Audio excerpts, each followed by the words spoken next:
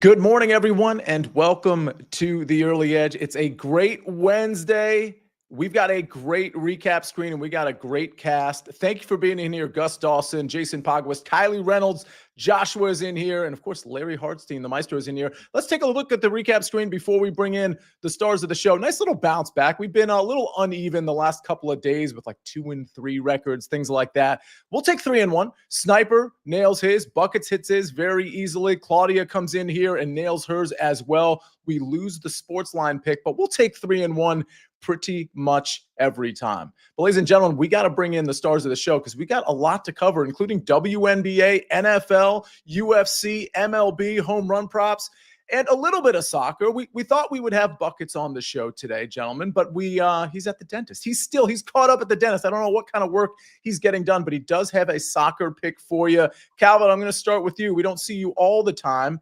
You've got WNBA. We've got a couple of games tomorrow night. The playoffs are starting. I'm going to ask you about some futures you might like, but how you doing today? I'm doing well. Yeah, like you said, this weekend is going to be playoffs. Last day of the regular season tomorrow. So got a couple picks. You got to be careful with motivations in these spots with a lot of teams locked in, but a couple spots I like that we'll talk about. And then I'm really excited for the playoffs this weekend. Danny Brasco, you've got an NFL play. You've got a UFC play. Tell me about UFC coming up. Yeah, we got UFC Fight Noche. It's an exciting card, actually. Really big main event between Diego Lopez and Gene Silva for pretty much the number one contender spot at featherweight. And last night there was Contender Series, which I can't bet on any legal books. Sia, that New York has such limited restrictions on what I can bet on. My friends are out here in Pennsylvania betting on live mahjong. I can't even bet on Dana White's Contender Series. So a little frustrating there. I find state to state you get a lot of different options. Amags, I see you're sporting the beard. Andrew Stanek is in here. He says, Amags, you were right about Strider. And I wish I had caught that in time because, listen, I think it's good to have stuff on both sides of the spectrum when we give out a pick. And yesterday we obviously gave out the Strider pick, but you came in here, Amags. I remember you kind of came into the show late in the chat and you said, hey, just so everybody knows, you weren't saying don't take that pick, but you were saying, hey, just so everybody knows, your model has Strider to go over his strikeouts. Can you just talk about that a little bit? It was interesting because I wrote it up in my article too that I personally was not willing to lay my money on the minus 160 or minus 150 for a little bit lower level for the 6th strikeout. But I also wasn't loving trying to go up the ladder for 7, 8, and 9 just because of how he had looked over the last month or so. But the model and the numbers just were banging on him yesterday. He was a top pitcher projected and all that, and I kind of was like, you know what? It seems like a crapshoot. I will just stay completely away from this. And yeah, he went for 8 strikeouts. So I'll have to dive a little bit more into the numbers as to why. But, sometimes like a guy like Strider, we saw actually Gus said in the chat here, it's because he shaved. Sometimes it's just something simple. Like they just, a little mojo that day. And I actually have a pick very similar to where I think a guy gets his mojo back today. So I'm excited to kind of talk about that angle. It does happen. Hey, Mags, you've had mojo pretty much this entire year. Is the beard like a creating more mojo thing? Like what's going on here? So I'm on vacation. I wasn't shaving because my personal baseball team, some of you guys know I play on Sundays in a men's league. We were going into the playoffs this past weekend. So I was not shaving. Honestly, I was having a very good few weeks with the bat. So I was just kind of sticking with the beard, but unfortunately, we did lose in the playoffs this past weekend. So I didn't shave right before I left to go to the beach. I figured I'll do it when I get back home. But yeah, this was more of a, trying to just keep the mojo going. Real quick before we get to picks, you said you're on vacation. You went to the beach. Did you go somewhere exotic like Hawaii, like where Danny Brasco went? No, I'm the good old Jersey Shore here. Same thing. End of the summer break. You got to get away after the kids are all in school. So a little more quiet and whatnot. You don't have to wait in any big lines for anything. So, yeah, it's good. Taylor DeHart says, Calvin, I'm curious to hear your thoughts on the WNBA playoffs. Aces seem like they have an easier path. Yeah, I'm definitely going to ask you some, I know you have official plays. I'm going to ask you some unofficial stuff on futures and things of that nature. Jersey, Hawaii, same thing. Let me give out Buckets' pick before we get to your picks, Amags. We're going to start with you. But again, Buckets can't be here. He's at the dentist. He's got a pick, and I hope I pronounce this correctly. Kona's Kwai. If I messed that up, chat, please let me know. Versus the new Saints. These sound like made-up teams, so I'm probably getting set up here. He says Kona's Kwai versus the new Saints, both teams to score plus over 2.5 goals at even money. There's buckets in his chair. If you're watching us on YouTube, he had a dentist appointment today, but he did give us a pick to give out on the show. Amags, your reaction? I'm looking at that picture like, is he all right? Is he going to get kidnapped or something? Oh, my goodness. Well, good luck to him. That does not seem like it's a quick over and done, just, in and out type of a thing where they give you a little toothbrush and you leave and it's nice and that's not that. It doesn't appear to be that way. I'm sure we'll get a full report from him on Twitter or on this show coming up very soon. Amags, before you give out your picks, I just want to remind everybody, I know you're craving picks right now, especially when Amags is on the show and people like Calvin and Danny. Tomorrow, those Thursday night football nights and those Monday night football nights, the morning shows are really going to lean into that. That doesn't mean we're not going to have baseball picks and home run props and WNBA picks and soccer picks and all those things. But I want you to know that those casts for the Thursday morning show and the Monday morning show are designed to really feed you whatever you want. We'll answer all your questions for Thursday night football, Commanders, Packers. It's the same setup for Monday nights as well when we do the morning show. So we'll have picks on that game, but we'll also answer your questions. We'll maybe have first touchdowns. Prop Stars is on tomorrow's show with Mike McClure and Larry and Sniper. Maybe I'll coax Prop Stars into bringing a goose parlay or something of that nature. Maybe a donkey from Mike McClure, but we're really going to lean into that. So make sure you're in here. Make sure you tell your friends to be in here tomorrow morning and make sure you're subscribed to this channel. A reminder, CBS Sports Network, Wednesday at noon, a college football show. Wednesday at 1 is the NFL picks show. You're not going to want to miss that. Of course, the prop show Friday at 1 o'clock. All right, Amags, enough talking from me. Talk to me about Clay Holmes and Perez. Oh, I'm sorry. I'm like giggling at the chat here. Larry said we need a live feed from the dentist office. That would have been amazing to just watch.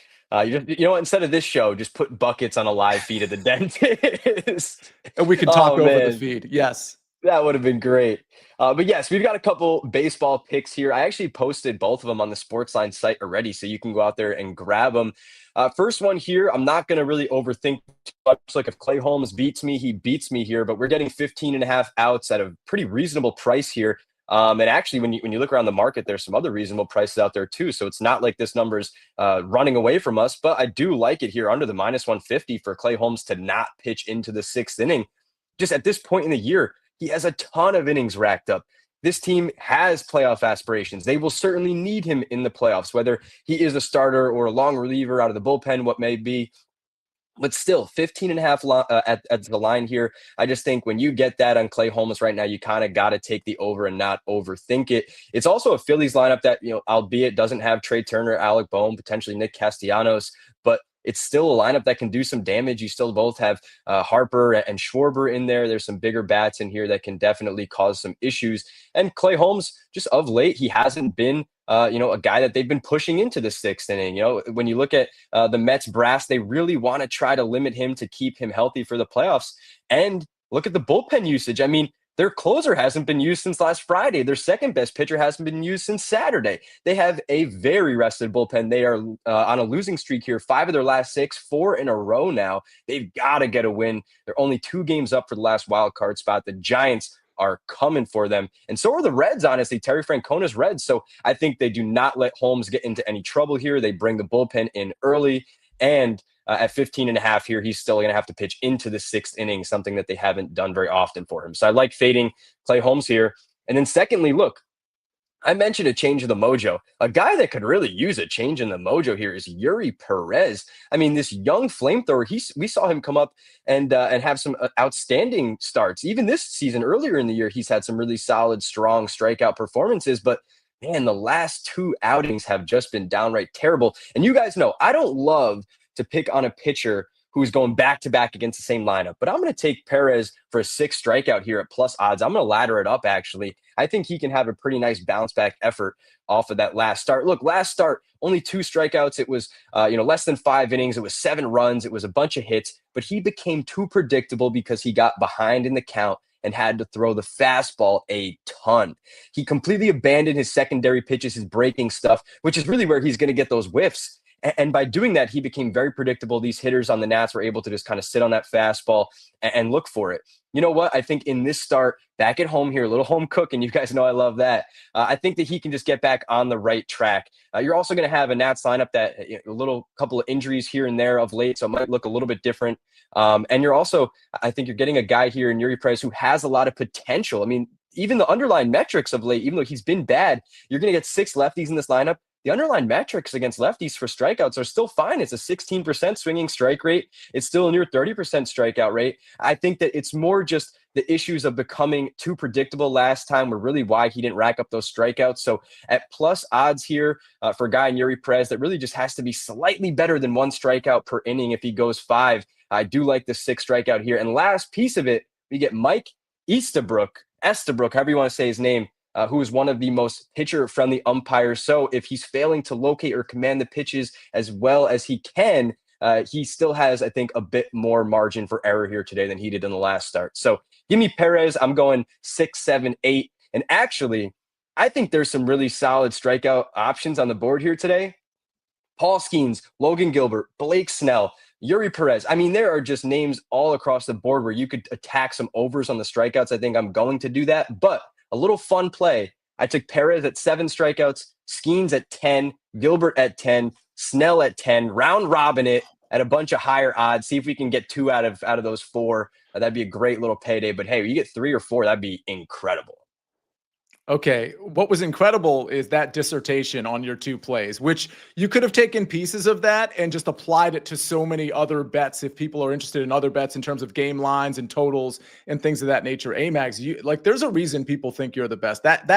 That was so good. That was Brasco-esque. And Brasco, we know we compliment your the way you give takes all the time. Speaking of baseball, though, a shout out to BetMGM because they got a couple promos for you. BetMGM players will receive an MLB parlay boost. Just make a parlay with MLB bets and you'll get extra winnings if it hits only at BetMGM. BetMGM players will also receive a prop football no sweat bet. You'll receive a bonus bet back if that bet was made with the token that loses. All right. And don't forget, we're going to do this every week. We're going to do an early edge ride-along pick where you all vote, you all nominate picks, and we vote for it on Friday. Keep doing that. You all know how to do it. Put it in the Spotify comments or put it in the YouTube comments. You can put it in the chat comments if you want. Just make sure you also put it in the Spotify and YouTube comments. That's going to be your favorite bet for week 2. Let's leave Thursday night football out of it because, of course, we want to vote for this on Friday. We'll grab the most popular 3 to 4, and we will vote on it and we will ride together. Last week's did lose. We had that under in that explosion of a game, Pittsburgh and the New York Jets. All right, we got to take a break, and then we got to get to SportsLine picks. Brasco, we got to get to your picks. Calvin, there's a lot of questions we have about WNBA, more baseball questions for Amags to address as well. We'll cover it all right after this message from our partners. You can always count on Sundays with the NFL on CBS and Paramount Plus. So even if you can't count on accurate expiration dates, that is a rookie mistake, or people appreciating your fashion sense,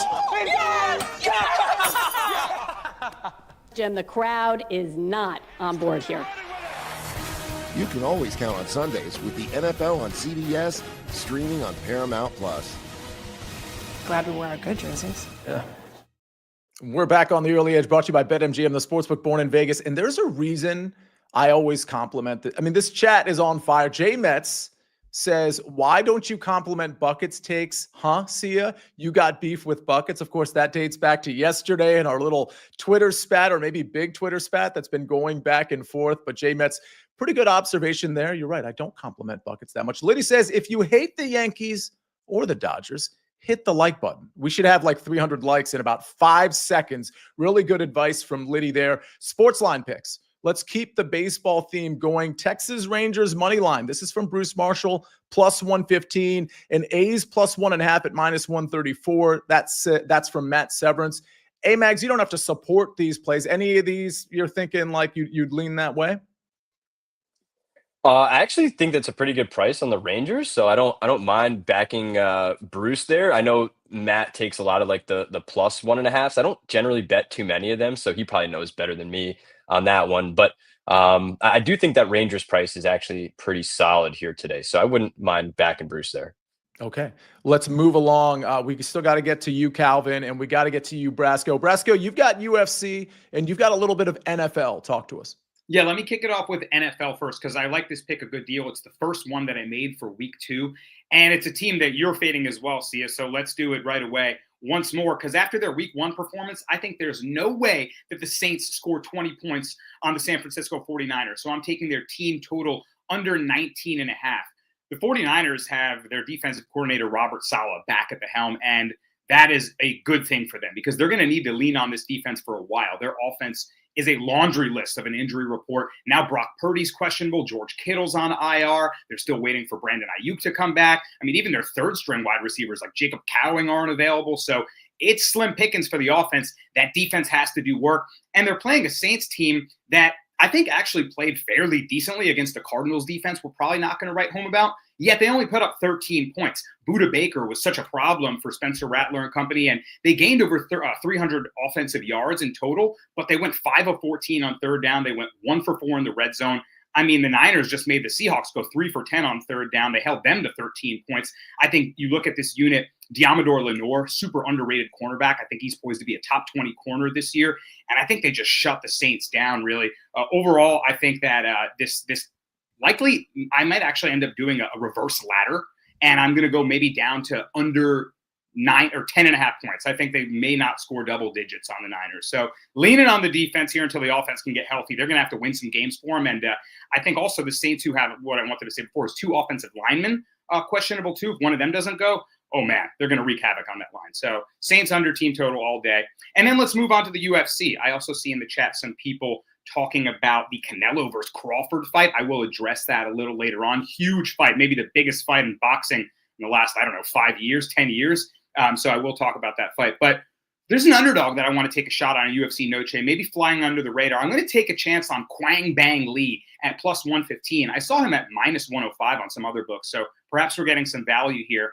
But Lee's facing a guy in Santiago Luna, 21-year-old, that's just 6-0, making his UFC debut, and he's taking it on short notice, coming in on less than 2 weeks, getting the call.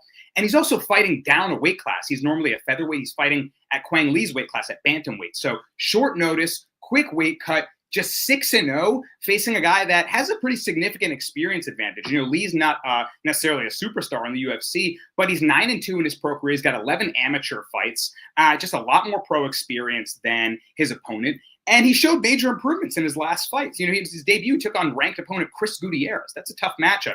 In his last one, he got a rear naked choke over a pretty dangerous kickboxer. So I think there's a chance that he doesn't deserve to be the underdog, and we're going to see the odds maybe even out. I think he can beat a prospect in Santiago Luna who looks pretty decent, but I'm willing to take the chance that he's not ready in this kind of tough scheduling spot for him. So give me Quang Bang Lee, give me the Saints team total under, and hopefully we get 2 winners for us by Saturday and Sunday. See ya. Quang Bang Lee at plus money and the Saints team total under.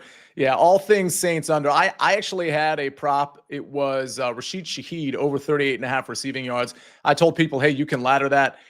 I listen, it was more a Spencer Rattler problem. That's the problem with receiver props that are tied to bad quarterbacks. But Rashid Shaheed wasn't getting separation either. Like, this offense is just not very good with that quarterback, Danny. Kamara, the offensive line, like, obviously decent, but I like this. I like this look under 19.5. Calvin, let's go to the WNBA. I know you have a couple of picks here. I also have some follow-up question regarding futures and the playoffs in the WNBA, which are about to start. But hit us with a couple of plays. Yeah, so only one game tonight. Neither team has a lot to play for. So we're sticking with 2 picks for tomorrow. First off, Valkyries +9. They do have something to play for, which is key on this last day of the regular season. I've been on them all season anyway. They've covered all year at a 64% rate as an expansion team that was picked last and now is above 500 in the playoffs. So it's been a great story. And aside from all the reasons I've been on them all year, like I said, motivation. They have to win this game to get the 7 seed, which is important because then you would avoid the Minnesota Lynx, who are clearly the best team in the league. You don't want to drop to 8 and have to go in that 1 versus 8 matchup. So they're facing the Lynx in this game, the Lynx who are unmotivated. And if they can beat the unmotivated Lynx, then they get to avoid the motivated Lynx in the playoffs, something that I think they are really going to want to do. And the Lynx might rest some players too. They've rested at least 1 or 2 starters every game since they clinched the 1 seed. And now that it's the last game, you might even see them rest more. They rest rested Nafisa Collier last game. I'm not sure if she's going to play in this game as well. And I don't think anyone on the Lynx would tell you this, but if I'm the Lynx, I actually want to lose this game, because if they lose this game, they also avoid the Valkyries and play the Seattle Storm. And personally, I would rather play the Seattle Storm in the first round of the playoffs. So they might have a little sneaky motivation to not really show up in this game either. So we're getting 9 points. I love that line for the Golden State Valkyries. And then we're also going with New York versus Chicago under 159.5. I've talked on this show about how brutal the Sky offense is without Angel Reese or Ariel Atkins.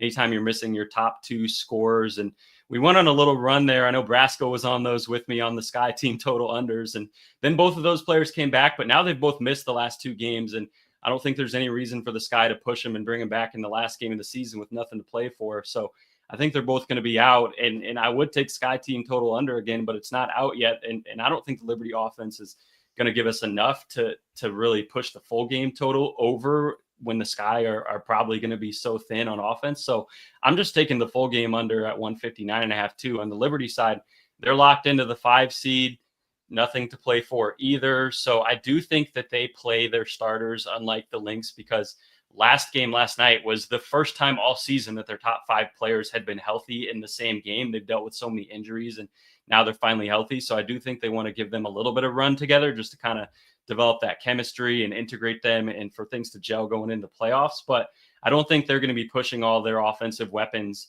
in the second half or the fourth quarter, because they need to rest up as well, being locked in. So I think both offenses are going to be not necessarily at full throttle. And I think this game stays in the 150s. So I think 159.5 is a little bit too high for Liberty versus Sky.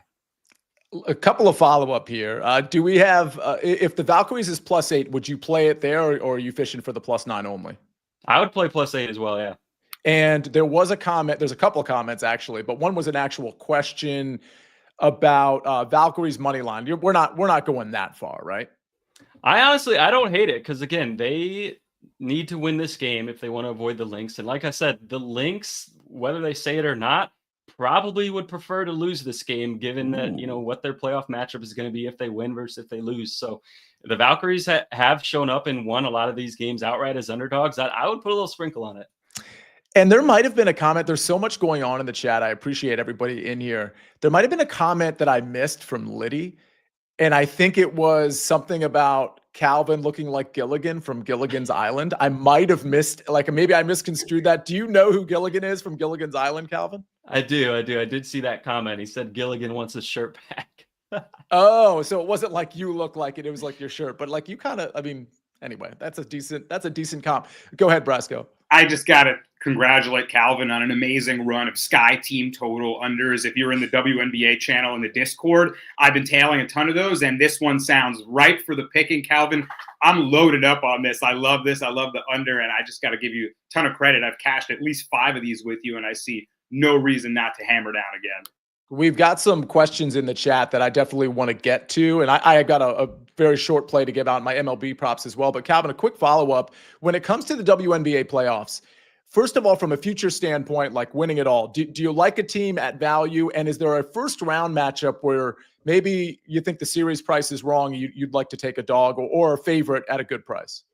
Yeah, honestly, Mercury are the answer to both of those questions. I think their value is a long shot in terms of title, but specifically in the first round, that's the one matchup that's already set. So we already have lines for it, 4 versus 5. They're hosting the Liberty, who, like I said, just finally got healthy basically for the first time all season. And that's why the Liberty are favored, even though they're the 5 seed and have to go on the road. But to me, you're still going to take a little bit of time to gel. And I don't think the Liberty, even though on paper they're at full strength, I don't think they're actually full strength with these players haven't played together at all year. And the Mercury are also healthy when they weren't healthy earlier in the year either. They have a lot of talent as well. And they have the better coach, Nate Tibbetts, coach of the year candidate, which I think is a big deal in the playoffs more so in the regular season. So we're getting almost plus 200 for them to win this series. It's a 3-game series, favors underdogs versus like a 5 or 7 game series. Yeah. So I like a sprinkle on the Mercury at plus 200 to win that first round series. Plus 200 seems like a really appetizing number just based on your analysis and what I've heard from you about these teams over the last couple of weeks here and on CBS Sports Network. Let me move to my pick and then we'll get to some home run props. My pick, I'm not going to go too deep into it because we talked about it on the early wedge. When we have these PGA fall events, we're going to have early wedge episodes on Tuesday. And yesterday's cast, I very much encourage you to go back and listen or listen to or watch that show, because it was Patrick McDonald, it was me, it was Mike McClure, and it was Rick Gaiman. Those four are never together. We've never done a show together on the early wedge.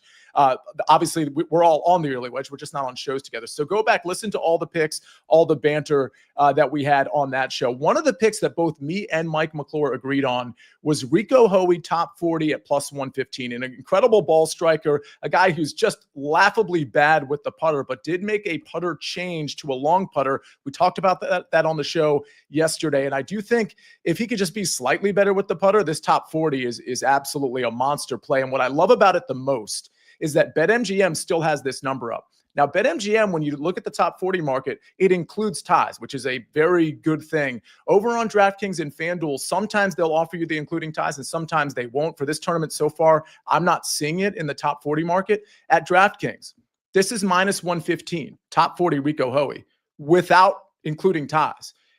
BetMGM, it's plus 115, including ties. That is a massive, massive price difference. So if you're going to make this play, you got to make it at BetMGM. And I think this plus 115 number is just wrong. I think it's not a lock. Don't get me wrong. Finishing position plays are never locks. I like matchups a lot better than finishing position plays. So I'm not saying to put more money on it, but this price is wrong in my opinion. Top 40 Rico Hoey should probably be in that minus 110, maybe even minus 120 range. So give me Rico Hoey, top 40. Plus 115. I don't think I would play this at minus 115 unless you're including ties. But if it is including ties, I think you can play it. More analysis there on the early wedge. Make sure you listen to that show. Let's get to home run props before we get to questions.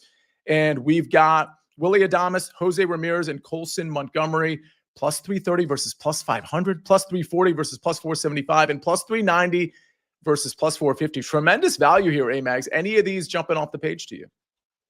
I think that Jose Ramirez, when we saw him go deep, what was it, last night, I believe, Adames as well. But the Jose Ramirez at, plus 475, you're going to be looking here today at what's likely a bullpen day of Jonathan Bolin starting. So, it's a little bit iffy. I have to actually double check who's going to follow him up. But I still think that, Ramirez, when he gets hot, man, the home runs just start coming. So to Cleveland fans, comment here in the chat. Yes, Jose Ramirez here today. Sports fan Amags wants to know Cubs first 5 plus 130. Any thoughts I'll there? pass, honestly. I think I saw that in the chat. Yeah. But you're going up against Chris Sale. So I'd rather just kind of fade that one. I think my money's probably better spent elsewhere. I will say real quick, I had a lot of questions about this in the chat. So I will post it, but the round robin I ran was on DraftKings. The price was, let me double check here, it was like 38 plus 38,000 kind of for the whole thing. But it was 10 strikeouts for Logan Gilbert, 10 strikeouts for Snell, 10 strikeouts for Paul Skeens, and then 7 for Yuri Perez. I did bring it down to 7 because I do like that one. I think Perez, I went full ladder with him. I think that all these pitchers have ladder potential, but Perez was the one that I made sure I also got in there. I think he has some solid upside here. So the other three, though, I think there is very solid upside potential for any or all of them to go for double digits here tonight. All right, Big Cheesy in the chat. He says Boston and I guess are we calling them Oakland? Boston and the Athletics over 10.5 at minus 105. Anything, Big Cheesy's super sharp. He always puts picks in the chat. That's one of like 5 or 10 he probably has in here right now. Any thoughts on that, Amags? Yeah, it's an interesting game, but I won't tell you to not play the over when you're in Oakland. Especially a day game here today. You're getting a 12:35 start. Ooh. And it's not in Oakland. I'm sorry, Sacramento. But out in that weather, in that minor league ballpark, you're getting a day game. I think it's a very sharp play that he wants to attack that. And I always kind of hate like the 10.5. So you're getting over 10. It's like, do I really want to play the over? And then I look at the game and it's like 9-3 in the 5th inning, and I'm like, well, that made sense. So I think that he's on the right track here. All right, let me see. Brasco, were there any questions, whether they be NFL or UFC related in the chat? There's a couple things that I just wanted to address real quick. I think Gippers was talking about significant strikes props that he liked in the chat, and he kind of turned me on and inspired me to play those more often. So there's one that I was eyeing. It's the Jared Gordon versus Rafa Garcia fight. Jared Gordon's really good with his dirty boxing, and Rafa Garcia is a wrestler. It's UFC Fight Noche. They, kind of honor the Mexican fighters. So I think Garcia's outmatched, but he's going to try to wrestle with Gordon. Gordon's going to get him in the clinch. 1, 2, 3, 4, 5, 6. Rack up the significant strikes and just put on a lot of volume on Rafa Garcia, who's going to be tough and try not to give up in front of the Mexican crowd rooting him on. So that's going to help us maybe go to plus money on a Jared Gordon significant strike ladder. So I'm going to look to play that. All right. Shout out to Gipper's picks there. There was also a comment, Danny, about your Saints play, and it was from our good friend Joe Neuenfeld in the chat. And he said, hey, if you like that team total under, why not just take San Francisco minus what's now 4.5? Because it was around 6. And Danny, I think the reason for that is the injuries on the offensive side of the ball for San Francisco. We have no idea what's going on there. Yeah, we don't. They just waived Jake Moody, too, so new kicker now as well. A lot of variables going on for them. Purdy with the questionable tag. I don't want to bet on them before Mac Jones is announced as the QB, if that is the case. But I do want to bet on their defense not allowing the Saints to do anything and saying, I don't care if we have nobody on offense. We're not losing this game. I don't think the Saints score 10 on them, even with the kickoff and advanced field position. And I will try to play the reverse ladder on them because this defense is nasty. Purdy, the offensive line has some issues right now. The receiving core has some major issues right now. The field goal kicker, that could be a low-scoring game. Go ahead, Brasco. And also, I had already teased them when they were minus 6.5 before Kittle went on the IR and these things came out. So I didn't get the great end of that pick. I already have them as a second leg of a teaser just to win. So I'm good on playing the spread until more injury news is announced. Someone in the chat, I think it was Sox Nation, said, Danny, cricket question. India versus UAE. There's international T20 cricket about. Today's matchup, though, I don't see that on the books. Today's matchup, Sox Nation, is South Africa versus England, and I'm not mad at a plus 120 South Africa sprinkle. I am so glad. Is cricket sort of back here, Danny? Can we count on you having some cricket plays? Right now, it's kind of T20 international play. The Cricket World Cup is not till 2026. That's the best of the best. But what I really play is the Indian Premier League. That's when I was in the chat every morning, 9:53, giving you guys cricket props and lines and everything. So when that season kicks back up, I'll really lock in because that's the top tier cricket. Amazing. I want to get to one or two more questions, then we do have to get out of here. We're already at 32 minutes. Thanks for sticking with us, everybody. Obviously, always smash the like button. Make sure you're subscribed to this SportsLine YouTube channel, but also to the Early Edge podcast on Spotify and Apple or wherever you listen to your podcast. Amags, this is for you. Mark Timoney says, how do you find out who is going to be the umpire at a baseball game? When does that info come out, and what is the best source for it?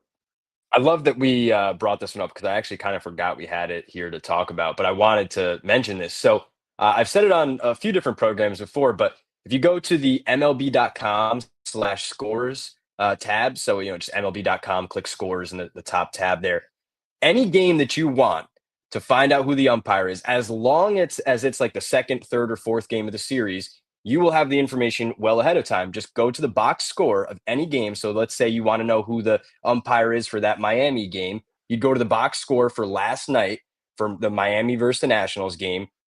And then you go scroll down. At the bottom, it lists the umpires. And it'll say home plate, first base, second, third. The umpires rotate clockwise around the infield. So first base umpire is always going to come to be the home plate umpire for the next game. Now, there are some very small extenuating circumstances where you might have someone have an off day or whatnot, and an umpire has to leave to go somewhere, and you do not get that guy. But for almost every time, it's the first base umpire from the night before is going to be the home plate umpire for that night. If it's the first game of the series, it's tough because the umpires are technically not confirmed until they get onto the field and get the lineup card from the teams and the managers. So, you do get the information maybe about an hour ahead of time, but you don't have it like this where, we're in the second or third game of the series and we have it, from the night before, we'll know who it's going to be. So always just MLB.com. Under the scores tab and go to the box score, you'll see the umpires listed there. All right. Great question and great response as usual from Amags. Calvin, anything WNBA related or Gilligan's Island related that you saw in the chat? I didn't see anything else, but if you got playoff questions, especially after tonight and tomorrow, we'll have all the other playoff matchups set as well. So hit me up in the Discord. That's right. And everybody knows the Discord is free for SportsLine members. And if for some reason you're not a SportsLine member, go to sportsline.com/join. And if you type in the promo code winners, you get 60% off the annual plan. That gives you access to all the picks and projections and model stuff and DFS plays and articles and all those things. But it also gives you access to the SportsLine Discord, where some of us live and are talking really all day, or certainly throughout parts of the day. I duck in there every once in a while to the golf chat and to the NFL chat, and I see Calvin's in there. I see Amags is in there. I see guys like RJ White and Jeff Hockman constantly in there, and they are incredibly sharp handicappers that are just living in that Discord, along with guys like Larry Hartstein, and of course all of you that are in there that are sharp in your own right. All right, I think we do have to finally get out of here. Jenny, I'm gonna go to you. I kind of wish this show was an hour, because I feel like we still have a lot to talk about. But Brasco, go ahead before I bring up. We just won't let Sia close. One thing I just had to say: neither Amags or I are wearing our Yankee hats. There was no Yankee discussion, and Jeff Stenberg couldn't have been kinder and nicer in the chat today. So maybe a correlation there. I don't know. Well, he says, have a great day, Sia, Calvin, and Brasco. So I don't know that that's kind to one Angelo Maglioka, Danny. Wow, he always does that. He always says thank you to everyone except for me. So if you thanked me, I would actually think it was probably rude. Now, this is just run-of-the-mill, par for the course here. Absolutely love it. All right, well, ladies and gentlemen, a reminder tomorrow. Do you have something, Brasco? What are you pointing at? No, I was pointing at a Yankee painting I had. So just to remind him that it's Bronx over here. A big reminder for everybody watching and listening to the podcast. Again, Thursday night football, Commanders, Packers. The morning shows on Thursday and Monday are really going to lean in, not just with our cast, but with your questions. We're really going to lean in to Thursday night football questions and plays and things of that nature. So make sure you're here at 10 o'clock in the morning tomorrow, like you always are. But we're definitely going to be having baseball picks and all the normal picks, soccer picks, but certainly we're going to have a lot of Thursday night football discussion as well. So make sure you're in here on Mondays and Thursdays, specifically for those reasons. Ben putting up the schedule here as well. Don't forget CBS Sports Network today at noon and today at 1 o'clock for the college football picks show and the NFL picks show. That's always a great watch. And those shows will be put on the SportsLine YouTube channel after the fact as well. All right, let's take a look at the recap screen before we get out of here. I've got Rico Hoey top 40 at plus 115 for my outrights and my first round leaders and my other plays and my matchups. Go back and watch the early wedge, which is already in your feed. And I'll have some round matchups for that tournament over the next couple of days as well. Buckets couldn't be here. He's still sitting in the dentist chair, but Kona's Kwai versus the New Saints, both teams to score, plus over 2.5 goals at even money. Then we go to Calvin. These games are tomorrow. Valkyries plus 9, minus 110, and Liberty Sky under 159.5 at minus 110. He gave you some futures to consider for the WNBA playoffs as well. Amags, Clay Holmes, under 15.5 outs at minus 141, and Yuri Perez over 5.5 Ks at plus 105. Brasco, Saints team total under 19.5 at minus 118, and Quang Bang Lee, money line, plus 114. Let's take a look at the sports line picks. Did I get to these? Yeah, Texas Rangers money line, plus 115. I did. That one courtesy of Bruce Marshall. A's plus 1.5 at minus 134. That one courtesy of Matt Severance, and of course, our home run plays. Willie Adames, plus 330 versus plus 500. Really good value there. Jose Ramirez, same thing, plus 340 versus plus 475. And then finally, Colson Montgomery, plus 390 versus plus 450. Eric Boz says, see a round one Hoey, minus 120 over Eric Cole. Don't mind that. I think that's a pretty good look, but I'll have a round matchup I like for tomorrow morning's show. That one's over in Napa Valley. So the tournament actually doesn't start until right after the early edge ends. So in terms of round matchups and even first round leaders and outrights, if you miss it and you think you're late to the party tomorrow morning, you won't be, because I think it starts at 10:33 a.m. over there on the West Coast.